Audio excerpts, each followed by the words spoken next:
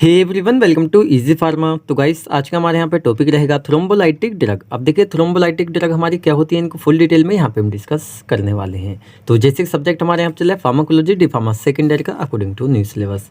तो यूनिट चल रही है हमारे यहाँ पे 6 drug acting on blood and blood forming organ.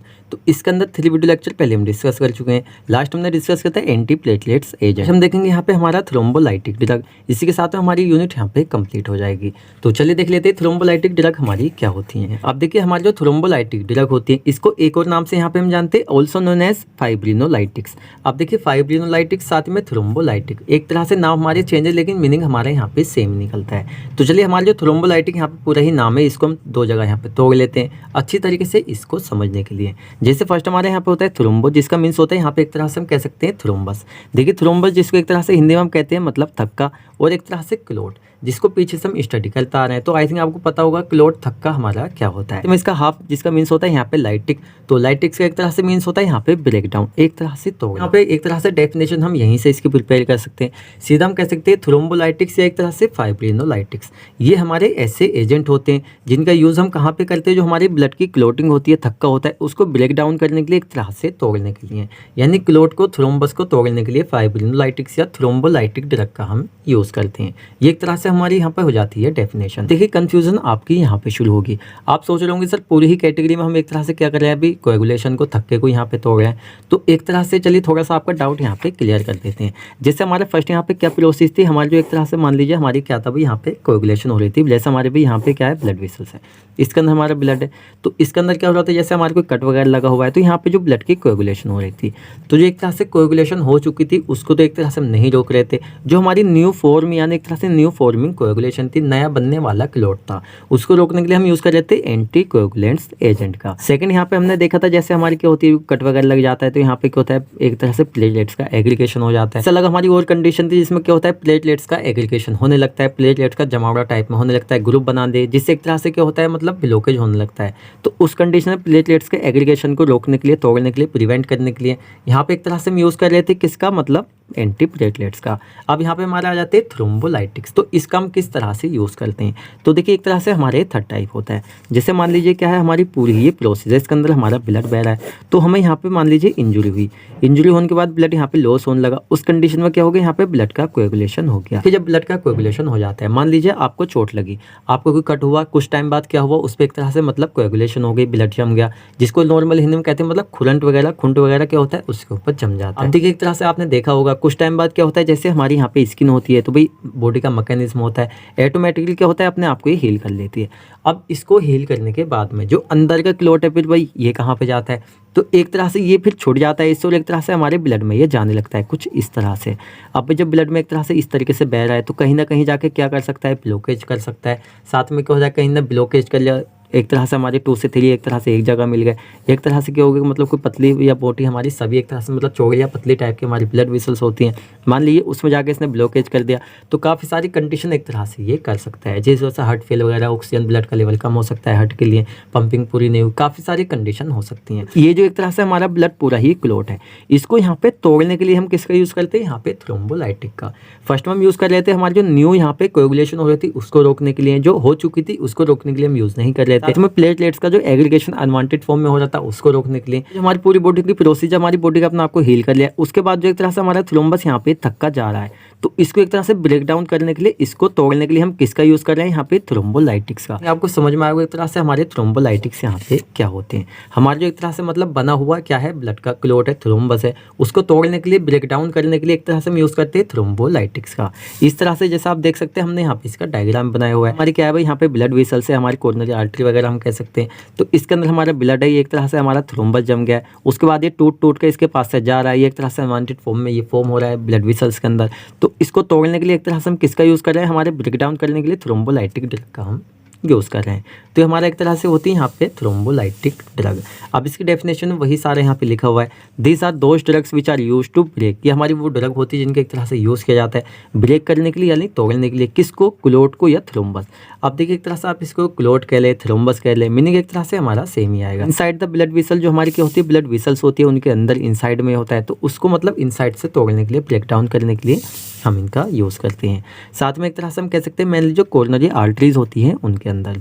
चलिए इसमें नेक्स्ट हम देख लेते हैं, they give their action by activating fibrinolytic system. देखिए एक तरह से हमारी जो थ्रोम्बोलाइटिक ड्रग है ये क्या करती है, एक तरह से फिब्रिनोलाइटिक सिस्टम को एक्टिवेट कर देती है, जिससे एक तरह से हमारा जो क्या होता है क्लोट होता है वो यहाँ पे उसका ब्रेक डाउन हो जाता है, वो टूट जाता है। अब थोड़ा सा हम जान लेते हैं एक तरह से फिब्रिनोलाइटिक सिस्टम के बारे में। थोड़ा सा आप कंफ्यूज हो सकते हैं, सर फिब्रिनोलाइटिक सिस्टम हमारे यहाँ पे कहाँ से आ गया।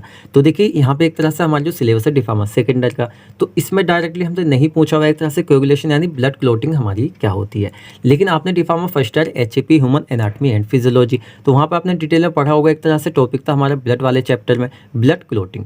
तो हमारी जो ब्लड की क्लोटिंग होती है एक तरह से हमारी स्टेप बाय स्टेप प्रोसेस होती है, उसके बाद एक तरह से कंप्लीट हमारी यहाँ पे क्लोटिंग होती है। हमने क्या देखा था, एक तरह से हमारा फिब्रिनो का मीन्स होता है यहाँ पे थ्रोम्बस यानी क्लोट, साथ में लाइटिक का मीन्स होता है यहाँ पे ब्रेक डाउन करना। तो यहाँ पे क्या होता है, जो एक तरह से हमारा फिब्रिन है क्लोट है, तो इसको एक तरह से ब्रेक डाउन कर दिया जाता है, क्या करके यहाँ पे एक्टिवेट करके फिब्रिनोलाइटिक सिस्टम को, यानी एक तरह से क्लोट को यहाँ पे ब्रेक डाउन कर दिया जाता है। इसको हम थोड़ा सा देख लेते हैं, जैसे ड्यूरिंग डैमेज। देखिए एक तरह से क्या होता है, जब कोई भी ब्लड वेसल्स हमारी एक तरह से डैमेज होती है, रैप्चर होती है, तो वहाँ पे क्या होता है clot is successfully form and prevent bleeding. एक तरह से क्या होता है क्लोट यहाँ पे जम जाता है, साथ में क्या होता है प्रिवेंट कर लेता है ब्लीडिंग को, जो ब्लड लॉस होता है। वंस रिपेयर इज ओवर, एक तरह से हमारी जो क्लोट है वो कंप्लीटली एक तरह से क्या हो जाता है, बन जाता है। The fibrinolytic system is activated, एक तरह से हमारा जो फिब्रिनोलाइटिक सिस्टम होता है उसके बाद वह एक्टिवेट होता है।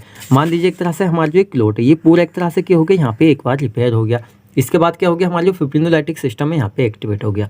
जब यहाँ पे फिब्रिनोलाइटिक सिस्टम एक्टिवेट होगा तो जैसे हमारे यहाँ पे स्किन है भैया, ब्लड वेसल्स को अपने आप को इसने क्या कर लिया, यहाँ पे हील कर लिया। उसके बाद जो एक तरह से हमारा क्लोट है इस तरीके से भाई ब्लड में जा रहा है, ये जो हमारा पूरा क्लोट यहाँ पे बना हुआ है, तो आगे एक तरह से हार्ट डिसीज या काफ़ी टाइप की बीमारियाँ कर सकता है। तो एक तरह से फिब्रिनोलाइटिक सिस्टम एक्टिवेट होकर क्या करता है, इसको एक तरह से तोड़ देता है, ब्रेक डाउन कर देता है।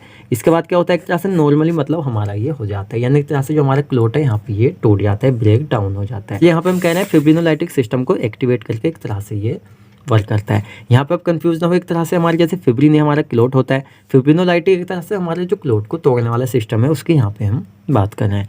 तो आई थिंक आपको समझ में आएगा, थोड़ा सा लेंथी हो गया, हमने आपको थोड़ा सा डिटेल में बता दिया, लेकिन देखिए कॉन्सेप्ट यहाँ पे आपका क्लियर होना चाहिए, उसके बाद एक तरह से स्टडी हमें अच्छे से समझ में आती है। देख लेते हैं यहाँ पे इसका क्लासिफिकेशन, कौन कौन सी ड्रग यहाँ पे हम यूज़ करेंगे। तो एक तरह से हमारा जो इसका क्लासिफिकेशन है सबसे ज़्यादा शॉर्ट है, इस तरीके से हमने यहाँ पे इसका क्लासिफिकेशन लिखा हुआ है। कुछ हमारी ड्रग है, इसमें फर्स्ट ड्रग हमारी आ जाती है स्ट्रिप्टोकाइनेस, सेकंड यहाँ पे आ जाती है हमारी एल्टीप्लेस, साथ में यहाँ पे यूरोकाइनेस और यहाँ पे रीटेप्लेस और साथ में यहाँ पे टेनेक्टेप्लेस। तो ये हमारी कुछ ड्रग है और यही एक तरह से हमारा इसका क्लासिफिकेशन है। तो देखा जाए तो क्लासिफिकेशन हमारा बहुत ही ज़्यादा यहाँ पे इसका इजी है। अब चलिए देख लेते हैं फार्माकोलॉजिकल एक्शन। फार्माकोलॉजिकल एक्शन में एक तरह से हम देखेंगे हमारी जो ड्रग है किस तरह से मतलब ये इफेक्ट अपना शो करती है, क्या हमारी ये होती है। फिर इसके अंदर एक तरह से हमने यहाँ पे 3 लिखी हुई, जैसे फर्स्ट हमने यहाँ पे स्ट्रिप्टोकाइनेस लिखा हुआ है, साथ में यहाँ पे हमने यूरोकाइनेस लिखा हुआ है, यहाँ पे हमने एक तरह से एल्टीप्लेस लिखा हुआ है। आप चाहें तो एक तरह से यहाँ पे 2 एक्सप्लेन कर सकते हैं, यहाँ पे स्ट्रिप्टोकाइनेस साथ में यहाँ पे यूरोकाइनेस। इतना आपके एग्जाम के पर्पज से आपके लिए इनफ रहेगा। आप डिटेल में थोड़ा सा एक्सप्लेन करना चाहते हैं तो आप यहाँ पे एल्टीप्लेस वगैरह को भी यहाँ पे लिख सकते हैं। आप इसको स्किप कर देते हैं, एक तरह से कह सकते हैं यहाँ पे ज़्यादा फर्क नहीं पड़ेगा। आपको शॉर्ट करने के लिए यहाँ पे हम बता रहे हैं, हमने थोड़ा सा लेंथ में लिखा हुआ है आपकी नॉलेज के लिए। जैसे हमारा जो स्ट्रिप्टोकाइनेस होता है तो ये तो हमने देख लिया एक तरह से थ्रोम्बोलाइटिक हमारी ड्रग होती है, जो हमारे एक तरह से ब्लड वेसल से उसके अंदर एक तरह से हमारा अननेसेसरी एक तरह से जो हमारा यूजफुल नहीं है क्या चीज़ क्लोट, उसको ब्रेक डाउन करने के लिए तोड़ने के लिए एक तरह से फिब्रिनोलाइटिक ड्रग का हम यूज़ करते हैं। तो स्ट्रिप्टोकाइनेस इज ऑब्टेन्ड फ्रॉम स्ट्रिप्टोकोकाई, स्ट्रिप्टोकोकाई से एक तरह से हम क्या करते हैं यहाँ पे इसको ऑब्टेन करते हैं। नेक्स्ट हम देख लेते हैं यहाँ पे जो हाफ लाइफ होती है किसकी, यहाँ पे स्ट्रिप्टोकाइनेस की, वो एक तरह से 30 मिनट होती है, यानी 30 मिनट होती है। हम देख लेते हैं यहाँ पे जो हमारे फर्स्ट फिब्रिनोलाइटिक ड्रग था टू बी यूज्ड क्लिनिकली, वो एक तरह से था हमारे यहाँ पे स्ट्रिप्टोकाइनेस। कह सकते हैं हमारा जो स्ट्रिप्टोकाइनेस था फर्स्ट टाइम इसको clinically as a thrombolytic drug की फॉर्म में यहाँ पे किया गया था। देखिए यहाँ पे हम कह सकते हैं हमारा जो यहाँ पे स्ट्रिप्टोकाइनेस है तो इसके कुछ एडवर्स इफेक्ट भी बॉडी में देखने को मिलते हैं। फीवर हो गया, रैशेज स्किन पे हो गया, हाइपर सेंसिटिविटी या ब्लीडिंग डिसऑर्डर, ये भी एक तरह से देखने को मिल सकते हैं। देख लेते हैं यहाँ पे यूरोकाइनेस। अच्छा यूरोकाइनेस हमारा क्या होता है, तो देखिए यूरोकाइनेस एक तरह से हम कह सकते हैं हमारा एक एंजाइम होता है जिसको आइसोलेटेड किया जाता है कहाँ से, ह्यूमन यूरिन से। ह्यूमन का जो यूरिन होता है उससे एक तरह से आइसोलेटेड किया जाता है इसको। साथ में कॉमर्शियली रूप में अगर हम देखें तो it is prepared from culture human kidney cells, human की जो एक तरह से किडनी सेल्स होती है उससे एक तरह से कॉमर्शियली फॉर्म में इसको ऑब्टेन किया जाता है, प्रिपेयर किया जाता है। एंड इसमें नेक्स्ट हम देख लेते हैं less used due to availability of better fibrinolytic. अब देखिए हमारे जैसे फिब्रिनोलाइटिक है, जैसे हमारे यहाँ पे स्ट्रिप्टोकाइनेज हो गया, तो एक तरह से यूरोकाइनेज से अच्छे हमारे फिब्रिनोलाइटिक अवेलेबल हैं, इसलिए एक तरह से लेस, एक तरह से कह सकते हैं कम यहाँ पे हम इसका यूज़ करते हैं। किसका? एक तरह से हमारे जो यूरोकाइनेज है। तो ये हमारा हो गया। देन चलिए थर्ड यहाँ पे हम देख लेते हैं एल्टीप्लेस। अब देखिए एल्टीप्लेस के साथ में हमने यहाँ पे लिखा हुआ है RTPA, तो इसकी फुल फॉर्म यहाँ पे होती है रिकॉम्बिनेंट टिश्यू प्लाज्मिनोजन। अच्छा, हम कह सकते हैं एक तरह से हमारा जो क्या होता है यहाँ पे एल्टीप्लेस होता है, तो इसको एक तरह से प्रोड्यूस किया जाता है by recombinant DNA technology from tissue culture, यानी DNA टेक्नोलॉजी के थ्रू यहाँ पे प्रोड्यूस किया जाता है। किसको? एल्टीप्लेस को। साथ में यहाँ पे जो हाफ लाइफ होती है एल्टीप्लेस की वो 4 से 8 मिनट होती है। साथ में इसको एडमिनिस्टर किया जाता है IV इन्फ्यूजन के थ्रू प्लस हिपेरिन प्लस करके, जिससे एक तरह से इफेक्ट थोड़ा सा लंबे टाइम तक और अच्छा यहाँ पे मिल सके। कुछ हमारे एडवर्स इफेक्ट होते हैं किसके? यहाँ पे एल्टीप्लेस के, जैसे फीवर, नोजिया वगैरह यहाँ पे कोज हो सकता है। एंड चलिए यहाँ पे नेक्स्ट हम देख लेते हैं इसकी इंडिकेशन। तो देखिए एक तरह से हम देखेंगे कहाँ कहाँ पे हम यूज़ कर सकते हैं किसका? थ्रोम्बोलाइटिक ड्रग का। तो एक तरह से फर्स्ट होता है स्ट्रोक। देखिए कि जब स्ट्रोक वगैरह होता है, सीधा हम कह सकते हैं हमारा जो क्या होता है, मतलब ब्लड की सप्लाई होती है ब्रेन वगैरह में होती है, तो वहाँ पे क्या हो जाता है, मतलब रुक जाती है थ्रोम्बस वगैरह की वजह से, तो क्या होता है स्ट्रोक वगैरह आ जाता है, उस कंडीशन हम यूज़ कर सकते हैं। साथ में डीप वेन थ्रोम्बोसिस, एक तरह से हमारी जो वीन होती है उसके अंदर अगर थ्रोम्बस वगैरह क्लोट वगैरह जम जाए तो उसमें यूज़ कर सकते हैं। MI यानी मायोकार्डियल इन्फ्लेक्शन में। साथ में पल्मोनरी इम्बोलिज्म, हमारी जो पल्मोनरी होती है उनके अंदर एक तरह से इम्बोलिज्म वगैरह थक्के वगैरह जम जाए, उसको ब्रेकडाउन तोड़ने के लिए हम इसका यूज़ कर लेते हैं। देन चलिए यहाँ पे हम देख लेते हैं इसकी डोज। तो देखिए डोज हमने यहाँ पे लिखी हुई है कुछ इस तरह से, आप इसकी डोज लिख सकते हैं। एंड इसकी कॉन्ट्राइंडिकेशन हम देख लेते हैं। अब देखिए कॉन्ट्राइंडिकेशन जिसका मीन्स होता है कुछ हमारी मतलब ऐसी कंडीशन है जिसमें एक तरह से हम इसको नहीं ले सकते, जैसे प्रेगनेंसी वगैरह हो गई, साथ में ब्लीडिंग डिसऑर्डर, ठीक यहाँ पे रेटिनोपैथी में, और साथ में एक तरह से हम कह सकते हैं यहाँ पे जो कार्डियोवास्कुलर डिसीज होती हैं उसमें भी एक तरह से हम इसको नहीं ले सकते।